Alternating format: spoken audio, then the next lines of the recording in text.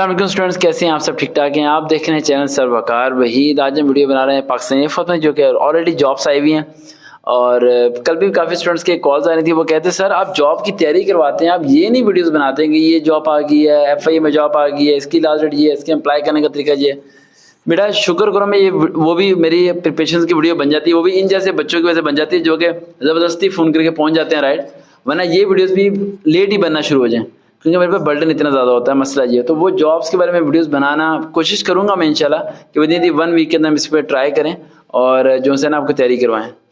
कौन आया? आने दो उसे अंदर। कौन आया? अच्छा, आज बेटा बैठ जाइए यहाँ पर। तो आज हम पाकिस्तान एयरफोर्स के लिए वीडियोस बनाएंगे। तो जो स्टूडेंट है उससे मैं रिक्वेस्ट करता हूँ कि वो ये ना बताए कि वो उसका नाम क्या है, बस बताए कि किस टेस्ट की तैयारी है, ताकि हम आपको तैयारी करा सकें। बैठ जाओ बेटा। अस्सलाम बेटा। अस्सलाम सर। आप कहाँ से आए हो बेटा?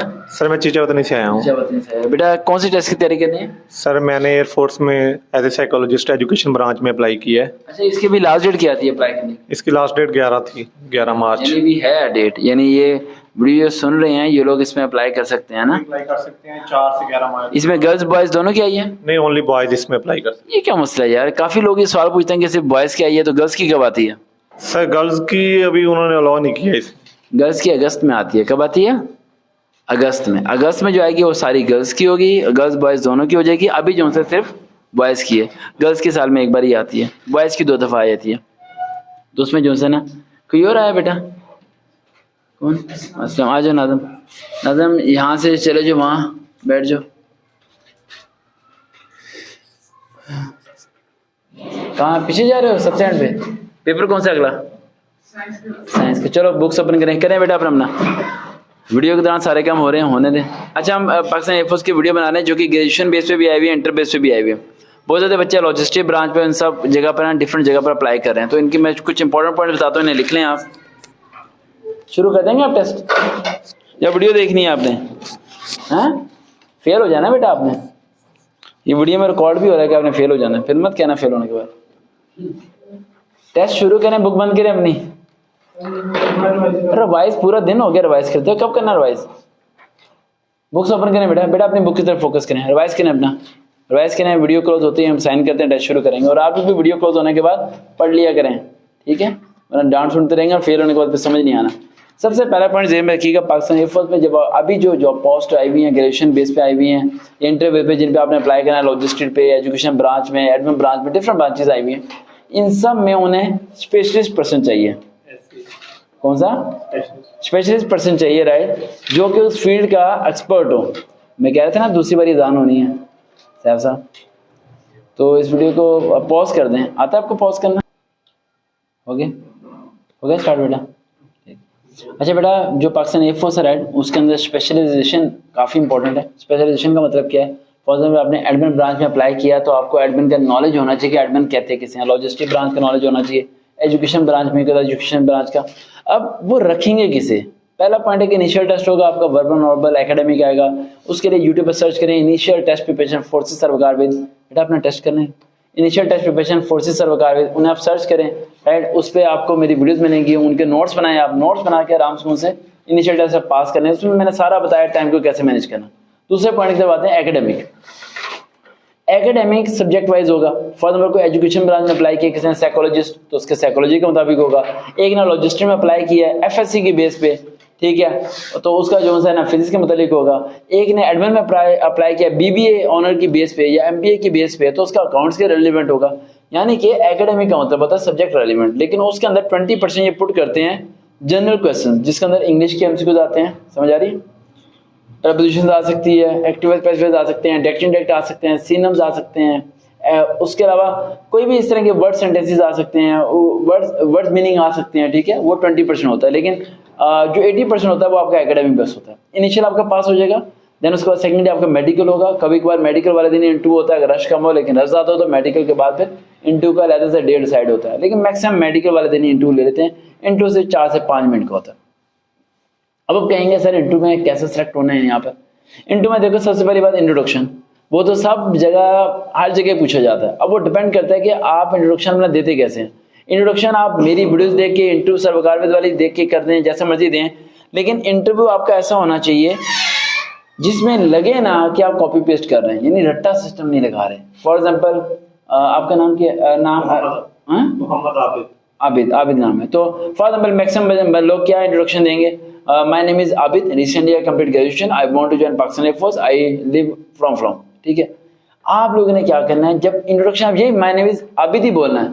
Sir my name is Abid, recently I complete graduation, I want to join, यानी उसे लगे कि आप बोल रहे हो, उसे ये नहीं लगे रिमोट बोल रहा, my name is Abid, recently intermediate, I want to join Pakistan air force, sir that's it, sir रख ले मुझे फटाफट, सर पैसे नहीं है मेरे पास, ऐसे नहीं बोलना।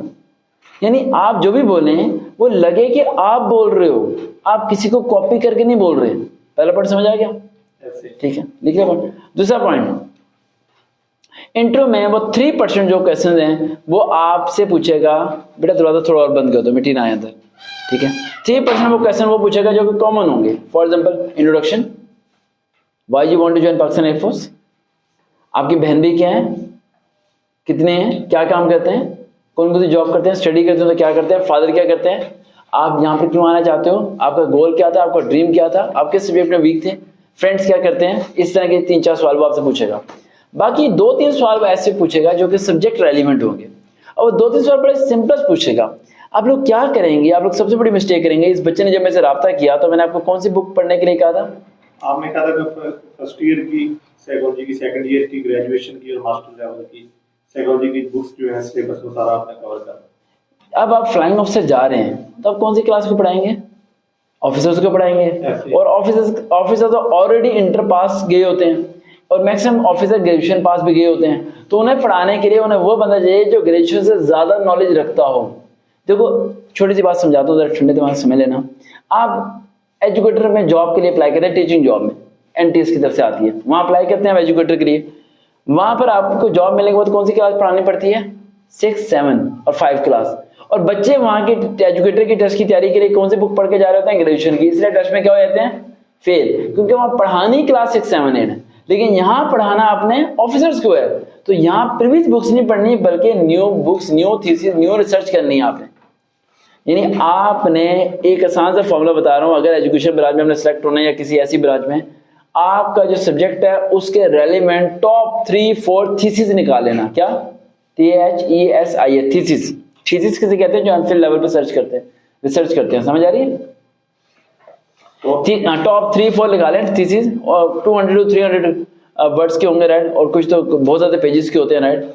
तो थीसिस यानी ज्यादा तो सारे तो पढ़ ही नहीं पाओगे, वो इतना बड़ा बंडल होता है, राइट। तो आप थोड़े बहुत उसका रीड आउट करना, अगर आपने नॉलेज में इंक्रीज होगा कि आपने जो पढ़ा है उसका कॉन्सेप्ट किया है, उसका मीनिंग क्या है, तो फिर आप अच्छे तरीके से उसका इंटू दे पाओगे। अब लास्ट 2 पॉइंट बता के इस वीडियो को क्लोज कर देता हूँ, ताकि जो आपके लिए होमवर्क दे रहा हूँ, ये मैं होमवर्क दे रहा हूँ जिन बच्चों ने करना है। पहला पॉइंट, मैप पाकिस्तान का याद करके जाना है। पाकिस्तान का मैप ले लो, कल एक लड़की ने लिया 20-25 रुपए का मिल जाता है, ठीक है। पाकिस्तान का मैप ले लो, उस पूरे को याद करो, नॉर्थ में क्या, ईस्ट में क्या, वेस्ट में क्या, साउथ में क्या। पहला पॉइंट।